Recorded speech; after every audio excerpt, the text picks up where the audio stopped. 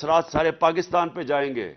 मैं तब उनको कहता रहा कि अपने पूरे पैसे दो ताकि हम वहां डेवलपमेंट करें, जो वॉर ऑन टेरर से तबाही हुई थी मर्ज डिस्ट्रिक्ट से, उसको ठीक करें।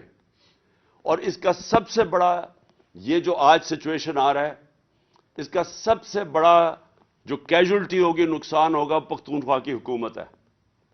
वहां पख्तूनख्वा के लोग पहले ही, उनको पता है वॉर ऑन टेरर में उन्होंने कितनी कुर्बानियां दी हैं। जब हम आए थे 2013 में तो 500 से 600 पुलिस वाले शहीद हो चुके थे।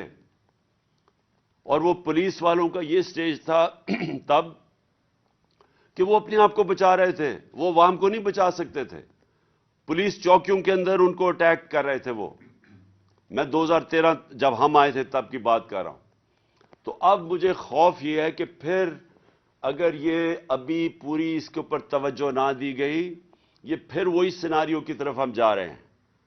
और ये जो एक प्रोपेगेंडा किया जा रहा है कि जी हमने टीटीपी से कोई बैठ के कोई पीस टॉक्स की बात की, ये लोगों को गुमराह ना करें, झूठ ना बोलें लोगों से।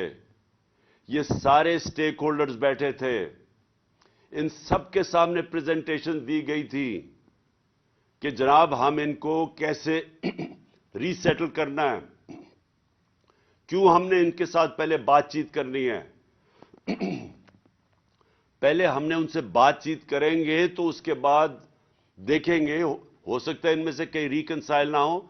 लेकिन जो मिलिट्री होती है, ये याद रखें, मिलिट्री ऑपरेशन तो एक हिस्सा हो सकता है ओवरऑल पीस सेटलमेंट का, लेकिन मिलिट्री ऑपरेशन सिर्फ और मिलिट्री ऑपरेशन ये कभी भी कामयाब नहीं होता। Military operation overall piece agreement का एक हिस्सा होता है, और ये सबसे वो हिस्सा है जो आपको बचना चाहिए इससे। जब